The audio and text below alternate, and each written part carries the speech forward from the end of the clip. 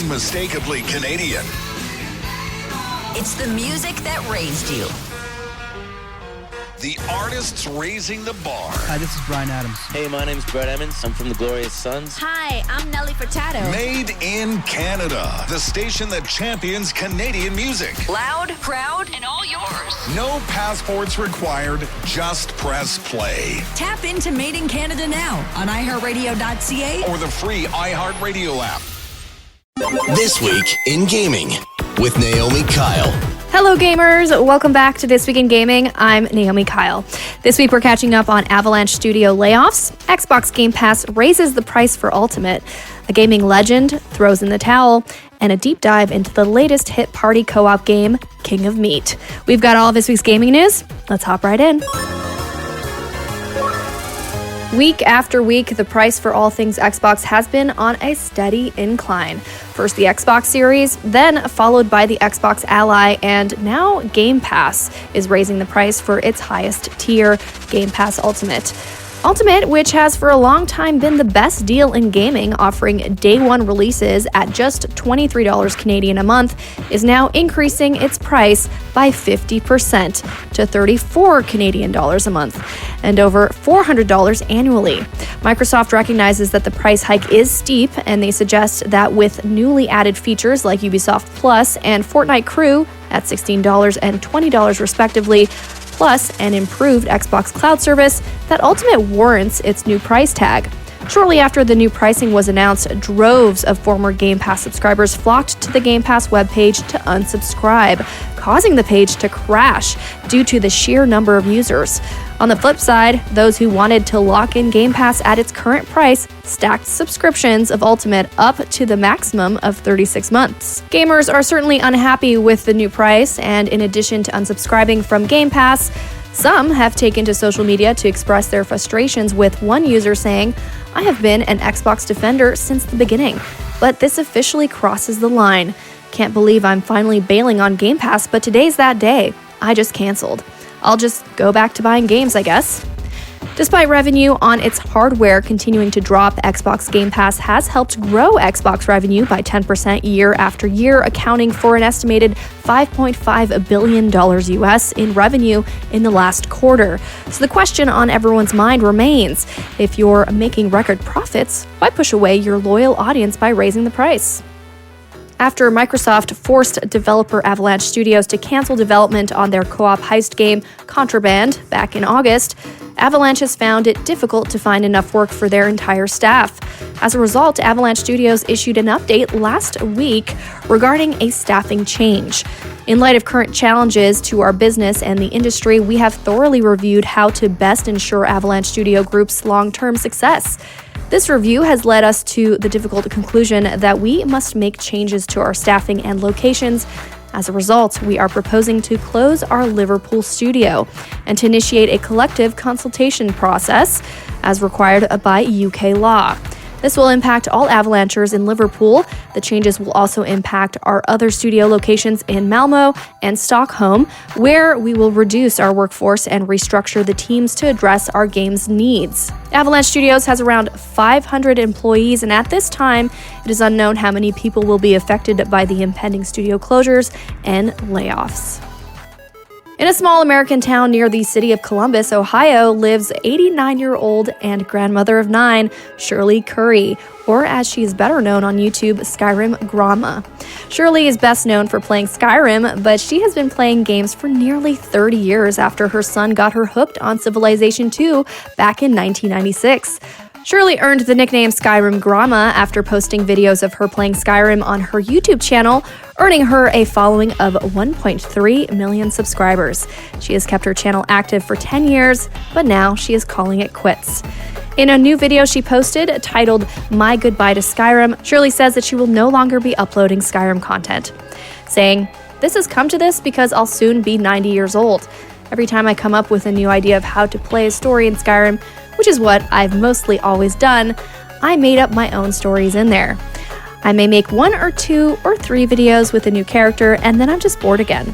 So that's why I'm just going to stop uploading anything with Skyrim. I'm not having any fun with it anymore. I think that's about all I have to say. I hope my older viewers will stay with me and keep talking to me like you have been. So Shirley is hanging it up for Skyrim, and she is ready to play some other games. Shirley, if you've been listening, I hope you give some of Bethesda's other franchises a shot, like Starfield or my personal favorite, Fallout New Vegas. Either way, we wish you a happy retirement and happy gaming from everyone here at This Week in Gaming. Quest complete. So that's the news for this week. It's now time to chat with our guest, Jonny Hopper, co-founder and studio head of Glowmade, joins us to chat about their brand new co-op party platformer game, King of Meat. Select game mode. Multiplayer. Hi, Jonny. Welcome to This Week in Gaming. It's so good to have you. Hi, Naomi. It's really great to be here. I cannot wait to talk about this game. There has been some hype, and I want to know everything there is to know about King of Meat. How did this idea pop into your guys' heads to start working on it? So I love this question because it's one of those kind of fun origin stories. And it's kind of quite a British origin story where we're all sitting around in the pub chatting about what we want to do. And we were at a time in our lives when we were just thinking, well, what kind of game do we want to play? What kind of fun do we want to have? And we were just throwing around ideas like WrestleMania, which the sort of spectacle and the over-the-top sort of idea of that. And Adam, who's our art director, he's obsessed with kind of like Jim Henson, puppetry, and stuff like that. And he loves the Labyrinth movie. And we kind of That's my favorite movie. No way. There we go. Yeah, since childhood, like my absolute top of the list movie. Oh, fantastic! Well, I won't do my my Ludo impression live. So we it's hard. I kind of do want to hear it though now. Sarah. That's perfect. Thank you. So we basically we were kind of chatting, and these kind of two ideas bubbled up, and we just thought, well, what would that game be? Like a kind of medieval wrestling fantasy world, and it kind of just went from there. We just had a really fun time thinking about that thing, and then we made this video when we kind of concepting ideas. One of the things we always make is feel real. Like the idea being, we haven't made the game yet, we haven't really done much work on it, but when somebody's going to play this final product, how do we want them to feel? And Adam did this incredible job, kind of mashing up different bits of footage, from Labyrinth, from wrestling, from The Greatest Showman, and from Gladiator, and old what was it, Clash of the Titans, Jason and the Argonauts. All these kind of really kind of slightly disparate things, bringing them all together into this kind of narrative of this video. And I said, Adam, we're presenting this game to Amazon tomorrow morning. We're pitching this idea. We need the soundtrack for the video. Can you please get The Greatest Show, like the opening track to that movie, to put it over the video, and because it would just be really good. So it was like 2 a.m. at this point, and he went away, and it's sort of half an hour before we were due to kind of present to Greg, who's the creative lead of Amazon Games. I was like, I've done the video. And he played it to me, and he'd edited over This Is Me over the top of this insane, sort of video of sort of cartoon violence. And it was absolutely not what we were expecting, but it totally worked. And that suddenly, when we watched that and started laughing, we sort of realized that the concept was a hit. Yeah. And they loved it. You talk about your team a little bit, so I would love to get into how Glowmade came to be. Like, how did you guys come together to start working on games in the first place? I'm assuming you're gamers yourself. Yeah. I mean, I have been, myself and Mike Green, who's the design director, and Adam Civic, who's the art director. We've all been in the games industry for 25 years now. And we met working at Lionhead, the sadly defunct great game studio. And what they used to do, Lionhead used to do this thing called the Creative Day, which was the game jam before game jams were really a thing. And we got together and we did this game jam in 2 days, and we made this cool little game, and it was just really beautiful and lovely and self-contained. And we thought, well, we really like doing this. We really enjoyed the process of working together. So we thought, let's take the easy route in our careers and start an indie game company. And that was in 2015, I guess. Oh wow! And so the studio's been around for 10 years. So you guys have a long history of being together and working on creative stuff. All right, Jonny, thank you so much. We'll cut to Games Out this week and be right back. The newest tracks. And the next big thing. What was that? And your first place to hear it all. iHeart New Music.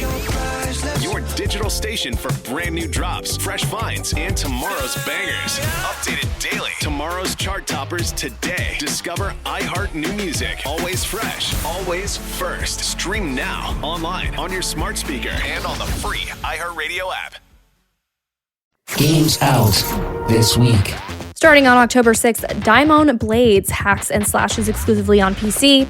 Then on October 7th, King of Meat runs the gauntlet on PS5, PC, and Xbox Series X and S. Blood of Marin seeks revenge on PS5, PC, and Xbox Series X and S. Shrine's Legacy is better with friends on PC. Little Rocket Lab touches down on PC, Xbox Series X and S, and is available day one on Game Pass. On October 9th, Backseat Drivers takes the wheel on PC. Absolume storms onto PS4, PS5, PC, and Nintendo Switch. Rise Eterna 2 strategizes across all platforms. Then on October 10th, Little Nightmares 3 creeps onto all platforms. Barbie Horse Trails Giddy Ups on PS4, PS5, PC, Switch, and Xbox Series X and S. Battlefield 6 lays siege on PS5, PC, and Xbox Series X and S. Wise vs. Trails in the Sky Alternative Saga crosses over on PS4, PS5, PC, and Switch. Disguise 7 Complete teams up exclusively on Nintendo Switch. And on October 11th, Forgotten Seas sets sales exclusively on PC. The Epic Games Store is offering one free game this week. Gravity Circuit will be available for download from October 9th until the 16th. PS Plus subscribers can look forward to 3 free games for the month of October: Cocoon, Goat Simulator 3, and Alan Wake 2. All of these titles will be free and available to download from October 7th until November 3rd. Quest accepted.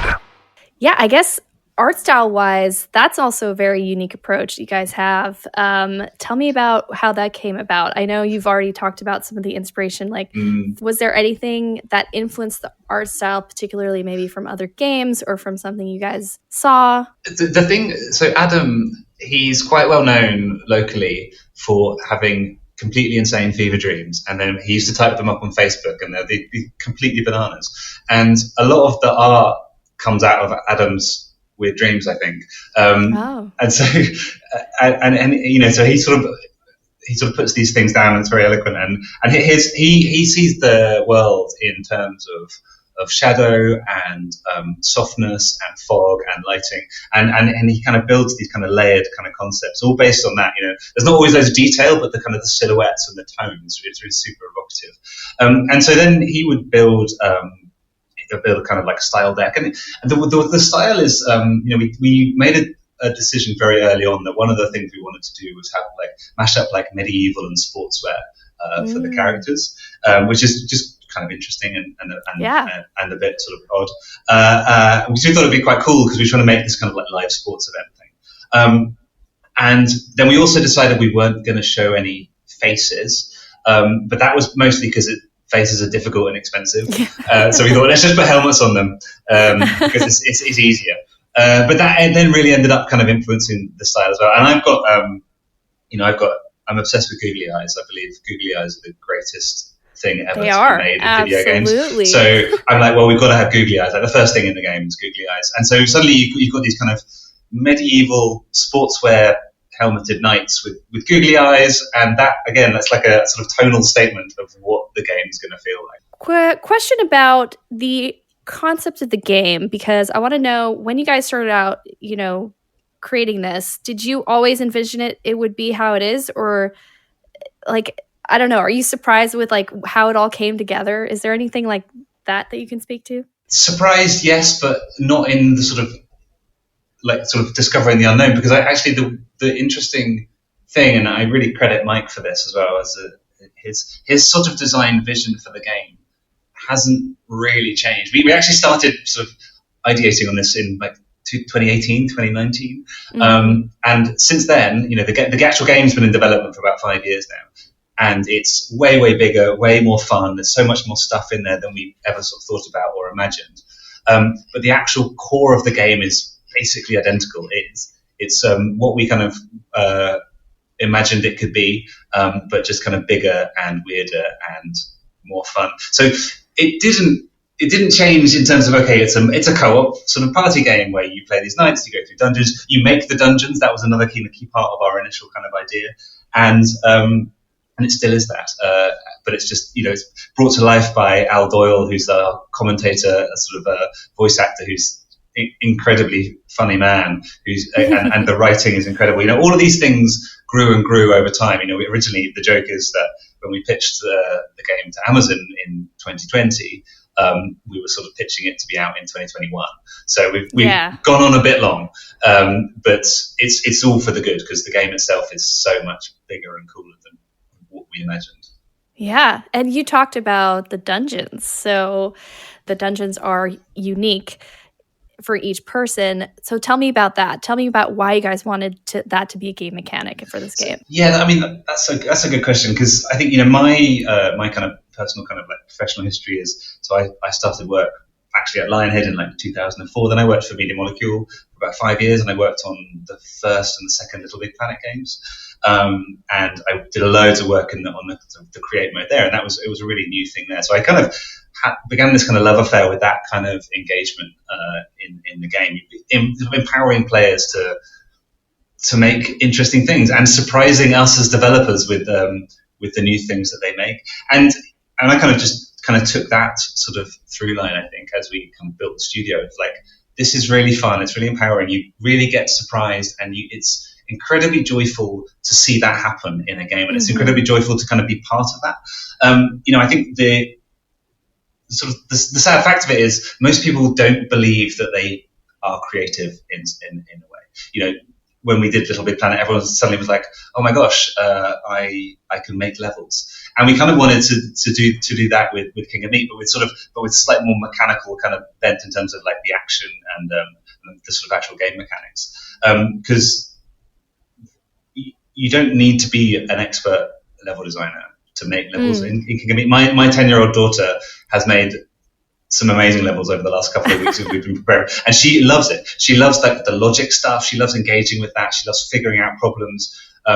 She's got this kind of privileged position because I sort of made the game. So she's like, how do you do this? How do you do this? And I asked one of the level designers, and Adam F., he's one of our level designers. He wrote up a whole guide for her, which is incredibly sweet.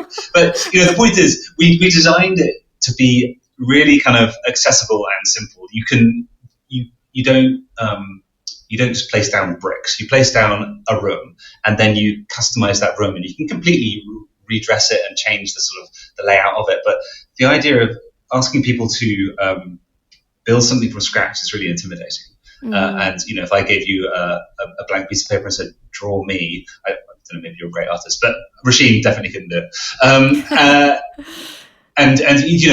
But then we give you the sort of the building blocks and the kind of the parameters, and suddenly that allows you to be creative within that. So by doing that, it means that people kind of like get past that initial hurdle of like, well, what do I do now? We've always designed it to be accessible and to be kind of easy to pick up. And then when my daughter starts playing it, and suddenly she's making these levels that our sort of game designers are finding really tricky and having real fun with, and sort of competing against each other. Like, oh wow, mission accomplished, I think.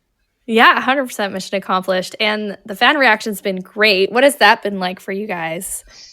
I think we've kind of, it's been a really interesting one, sort of seeing people kind of latch on to different pieces of the game and the lore that they love. Certainly around the cast of characters. I think, we've got this character in the game called Buzzworth Billy, who is, he's kind of like the Mickey Mouse mascot character, except he's quite unhinged. And he was almost an accident. He was sort of written as a bit part originally in a cinematic, and then suddenly he got voiced, and we thought this character's amazing, and then it kind of brought him out into the world and into the game world outside of just a single cinematic, and he kind of took on a life of his own, and then because he's so weird and off the wall, people really kind of enjoy him. I think that's the thing. When we started getting the first bits of sort of like fan art, and you think, oh my goodness, this is just so exciting. That's always good. And you kind of just see people kind of beginning to champ at the bit of like, when can I make a thing? I really want to make a level. I can't wait to play. And we've had some sort of beta tests and stuff, and people have engaged in that way as well. And when they get excited to play and then really disappointed when they can't play anymore, right? That's sort of when you know that maybe there's something there. Speaking of the lore, story-wise and stuff like that, is there anything that you guys have plans for in the future to expand on that? Or is there anything that you can talk about in regards to the lore of the game and kind of the story elements that you guys implemented? Totally. So the game is set in this world called Lorgok. I mean, this is not a highbrow game, by the way, if you're listening and first being introduced to King of Meat. It's not a highbrow game. It's not a game that takes itself very seriously. So the world is Lorgok, and in this world there is one TV show that everybody watches, and that is King of Meat. And the entire sort of economy of this world is in service of this one TV show. So, and you as a player, you sort of start life as a bottom rank contender, and you really want to kind of travel up the ranks to become King of Meat. And that's the sort of shtick of the whole thing. But what's happened again, because we've had more time to kind of build the game and sort of gestate it, this kind of cast of characters and the backstory and stuff has kind of been built out. We've got this brilliant kind of interactive thing on the website called the Annals of Agony, which is the history of King of Meat. And we've got all these kind of characters who, as you go through ranking up and getting more experience and stuff, they begin to introduce these kind of different conflicts and different stories. And the idea there is that they're not all neatly tied up at the end of this game, because the game is it's a live game which you can kind of keep playing. Right. But we're someone's teasing all these things that we're going to introduce new kind of storylines and new characters over sort of seasons, over sort of updates. One of the sort of in gags of the game is that magic itself is illegal. The only magic you're allowed to use is from this corporation called the Regulated Effects, and that's kind of got special moves in the game. But magic itself is illegal, mostly because why would you trust a wizard? No one trusts wizards. They do whatever they want. Right. But there's this guy who sort of sells black market magic, and he's so obvious. It's Harley Glowfinger's his name, and he's so obviously a wizard in bad disguise. And there's those kind of things but we don't answer a lot of those questions. We just kind of begin to set up those things, so that it gives us some opportunities to kind of expand on those, and for the sort of community to go, hey, I really want to know more about this. Tell me more here, and we can kind of respond to that as well. That's going to happen. I'm sure people are going to be hitting you guys up. And I think that's great. I'm just very excited to play myself. When can people check this game out? I know it's early access. By the time this is published, I'm assuming most people will be able to get their hands on it. So you will be able to buy it right now as you hear this. We are currently up until October the 7th in pre-order, where you get some bonus pre-order skins. But it is available on Steam, on PlayStation 5, on Xbox Series X and S. Amazing. Well, thank you so much, Jonny. It was so great having you on the show. I love what you guys made with this game. It's just a creative... I don't know. It's a masterpiece, a creative masterpiece. Thanks. That's really kind of you, Naomi. Yeah. I can't wait to play it. And thank you so much for joining us on the show. I'm looking forward to having it out in the world for everyone to explore. Thanks so much for having me. King of Meat is available now on PlayStation 5, Xbox Series X and S, and PC. Follow Play King of Meat on Instagram for news and updates about the game. Flawless victory! Continue! And that's This Week in Gaming. I'm your host, Naomi Kyle. I had such a blast bringing you the news this week. Thank you so much for listening, and shout out to my co-writer, Josh Seaman, for helping put this show together every week. From all of us here at This Week in Gaming, we wish you a fun-filled week, and we'll see you same time, same place.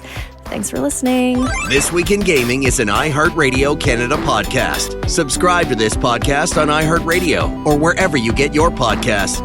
Download the iHeartRadio app for more podcasts just like these. Hey, this is Ruby Carr, the host of the podcast Encore. So when the Smashing Pumpkins released their epic double album, Melancholy and the Infinite Sadness, in 1995, they had a very elaborate plan for how to sequence the track list. Well, we put the really good ones on one and the bad ones on the other. Really? Which are the really good ones according to you? See, you have to guess that part, though. Listen to Encore on the iHeart app for the story behind the Smashing Pumpkins in 1979, wherever you get your podcasts, and listen to more stories about the songs you love.